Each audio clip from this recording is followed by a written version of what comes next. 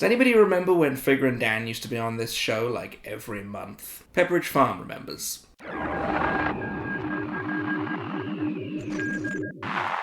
Hello there, welcome back to the channel. I am Grand Moff Tony. Well, today is the first video of the month, so it is once again time to go back and take another look at the new additions to the collection for the month. It's time for Fine Additions. Fine addition to my collection.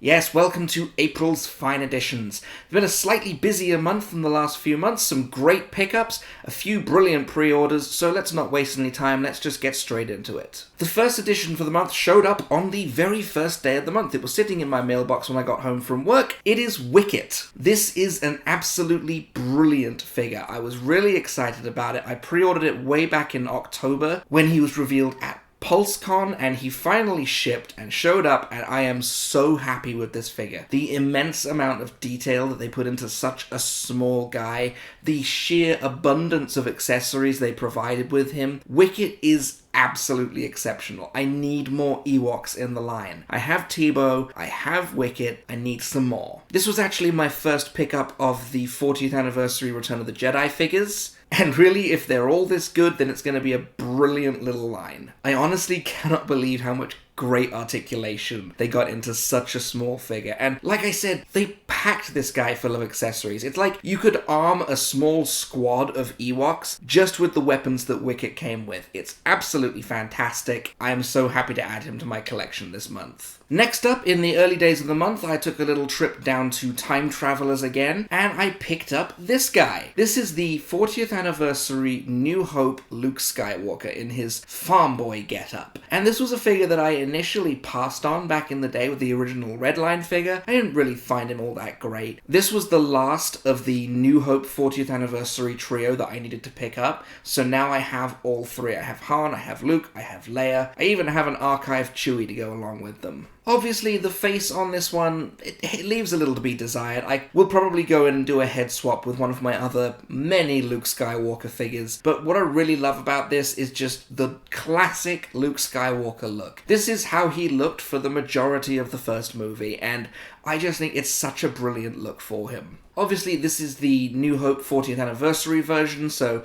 I'm not sure if they did any updating on the face from the original figure. I feel like it looks a little better. It's not perfect, but obviously it's a Mark Hamill likeness, so really you've just got to take what you get, because they never really seem to 100% nail him, no matter how many times they try. And according to the number of Luke Skywalkers I have in my collection, they have tried a great many times. I wasn't sure I was going to pick him up, but I'm really glad I did. Welcome to the collection, Luke Skywalker. But now for the figure that I actually went to Time Travelers looking for. Some of you may remember from a toy hunt a few months back when I went off in search of Wave 34 and I found them at Time Travelers. There was one figure there that I haven't been able to find in the wild, so I had to go back for her. It is Aayla Secura. This figure is absolutely beautiful. I love every single inch of it. She looks fantastic. It's a great face print and brilliant head sculpt. Aliens, Black Series and Aliens, I harp on about this all the time. They do it so well. Aayla Secura always kind of reminds me of back in the day playing the original Battlefront 2 with my brother. He would play as Aayla and I would play as Grievous, and we would just hunt each other on the battlefield and try to outdo one another. And obviously Aayla back in the day had 2 lightsabers and an insanely powerful dash attack that I was never able to avoid. But the color on this figure is so vibrant. The blue looks incredible. It pairs fantastically with this brown outfit that she's wearing, and the articulation is just what you've come to expect from a modern Black Series figure. You can get her into all kinds of battle poses that are well deserving of a Jedi of this caliber. Now, I ended up dropping a little bit more than retail on this figure because I just sort of assumed that I would have to buy her online eventually, and I'd probably be making up for the shipping, but naturally, a few days after I bought this, she showed up in Target for $24.99, so I missed out there on a deal, but I didn't want to miss out on this figure, and I would never run that risk, so Ayla Secura, welcome to my collection. Let's talk about Star Wars Celebration. Now, I'm sure I've mentioned that I wasn't able to go this year, even though Star Wars Celebration was literally in London. I cannot believe that. Star Wars Celebration comes to London, and I miss it by being in the wrong country. But there were some exceptional reveals on the Black Series panel for Star Wars Celebration this year. One of the figures that really stood out to me was the Book of Boba Fett Cad Bane. I really had to resist the temptation to drop a pre-order on this because, as I said, I'm trying to back off from pre-orders. I'm trying to stay away from it. So, naturally, I didn't pre-order him. And then the Monday after Star Wars Celebration is over, what do they do for Mando Mania?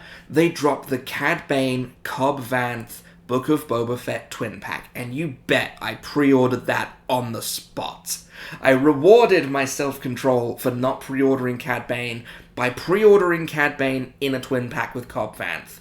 I see that as an absolute win. And continuing with the trend of not pre-ordering things, I also slapped a pre-order on the Jabba the Hutt set that they've released. I know I've talked recently about being very, very satisfied with my custom homemade throne room Jabba the Hutt, but let's be honest, that was because I was never going to get my hands on the original. But now that they're re-releasing him, I have slapped a pre-order on that. And I also decided to put a pre-order on the Force Spirit 3-pack, just because I've always had this vision in my head of a display that I can do with a bunch of my Return of the Jedi figures that don't really serve a purpose anywhere else in the display by putting together a final shot of Return of the Jedi display with Luke and Han and Leia and Chewie and Lando all hanging out in the Ewok village with the Ewoks and with the spirits of Anakin, Obi-Wan and Yoda in the background looking on happily. I've seen that display in my head so many times, but when they released that 3-pack, it was obviously going to happen. So those were my pre-orders from Celebration. Back to the pickups. Towards the end of the month, I took a little trip to Target to have a look at what was going on the clearance shelf, and I picked up 2 more of these Imperial Ferrix officers. Now, I still maintain that these aren't officers, these are troopers, and that's how I'm using them, but when they're marked all the way down to $7, I'm not going to say no to army building a couple of these guys. Similarly to the Force Spirit 3-pack, I have a very clear image in my head of the display I want to do with these guys, and it just requires more of them, so I picked up a couple of extras. I've obviously looked at them previously on the channel the last time I got them, so I'll move on. These guys are some fine additions, and they were very, very cheap. On my way to the clearance section in Target, I also stumbled across the last figure from Wave 34 that I needed, Axe Woves. Now, I wasn't in too much of a hurry to grab this guy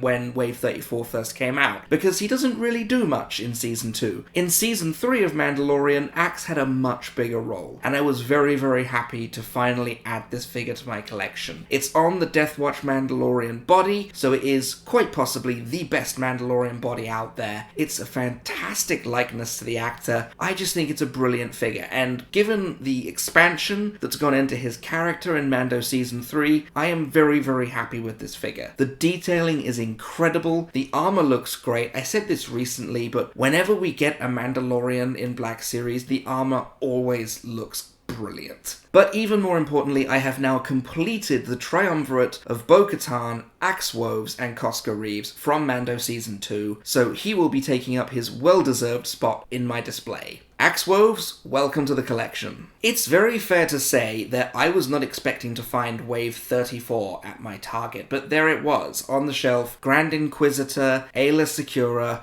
they had the Magistrate Greef Karga, but that's still not a figure that I'm super interested in. I'm quite happy with my original version, but just because we were having a good day, we decided to stop into Target as well to see what we could come across. And look who we found. This is the Black Series Bix Kayleen from Andor. A brilliant figure that I didn't pre-order when the Andor wave was revealed because I figured she'd be easy to find, and I was right. I absolutely love the unique sculpting that's gone into this figure. She looks incredible, and she looks just like the character from the show, and really that's what you need. And I love this little accessory. I pointed it out back when they revealed the figure, and I said I really liked how it looked. And in in execution, if anything, it's even better than it looked. It's just a cool piece of grungy Star Wars tech, and I am here for it. The face printing on this figure is incredible, and I love the sculpt work and the paint on the hair. It just looks so unique. I'm not 100% sure on the sculpt, but the legs look very much like Ayla's legs and Holdo's legs, so that's probably reused there. But I absolutely love this overlay and the way it drapes down. She just looks like a classic Star Wars character. I love the mix of the different browns. She's going to fit in fantastically in a little Andor display when I finally get around to putting these figures out on shelves. Bix Kayleen, fine addition to the collection indeed.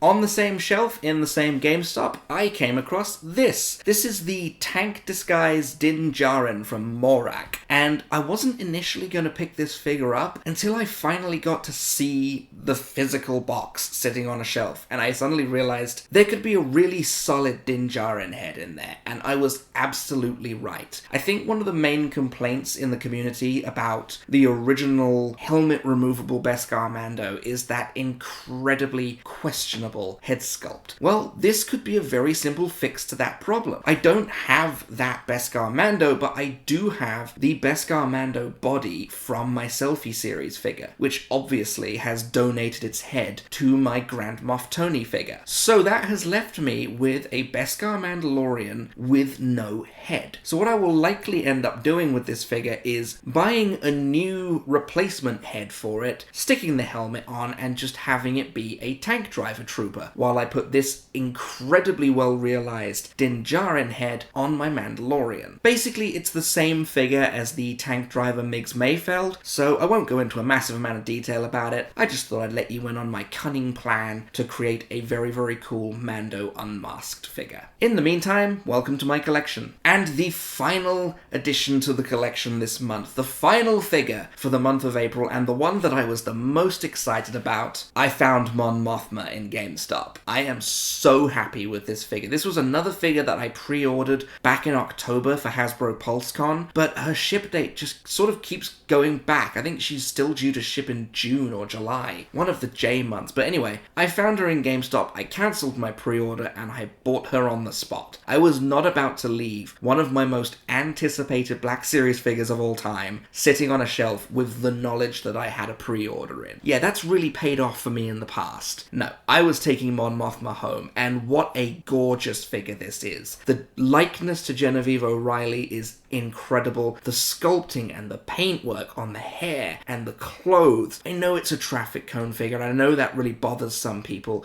as well as the posing on the drapes on her sleeves. I know that gets on some people's nerves, but for me, I don't care. I just wanted a Mon Mothma figure, and now I have one. I'm so happy with this. She's such an important character, and she's finally getting the recognition she deserves. I could sit here and gush about this figure all night long, because it is exactly what I wanted. From the moment I first started thinking about wanting a Mon Mothma figure, the moment that they revealed this at PulseCon, and I just slammed that pre-order on her because I was not going to let her get away. This is exactly what I wanted. This has to be one of the best head sculpts in the entire Black Series line. I'm sorely fighting the temptation to find her a slot on my top 10 of all time list next year. I don't need a ton of articulation in a Mon Mothma figure. I don't even particularly need to be able to move the legs around. I just need her to stand there and look regal as hell, and she really does. She looks absolutely fantastic. I am so happy with this figure, and I promise I will stop rambling about it now, but Mon Mothma is the finest addition to my collection this month, by far. So those were the fine additions to my collection from the month of April. How about you? Let me pass this topic off to you. Any fine additions to your collections this month? Let me know down in the comments. I'm always interested to hear from fellow collectors. Let's really share and tell each other what we've added to our collection this month, and any cheeky pre-orders we've slapped on there. Go on, I was honest about mine. You can be honest about yours. Next week we will be moving along with the Wishlist series, quite appropriately, talking about about 5 characters from Andor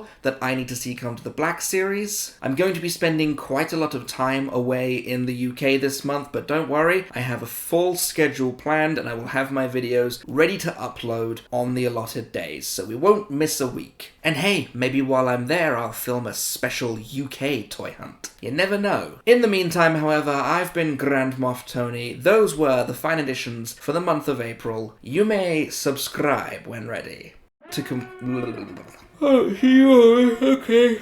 Ugh.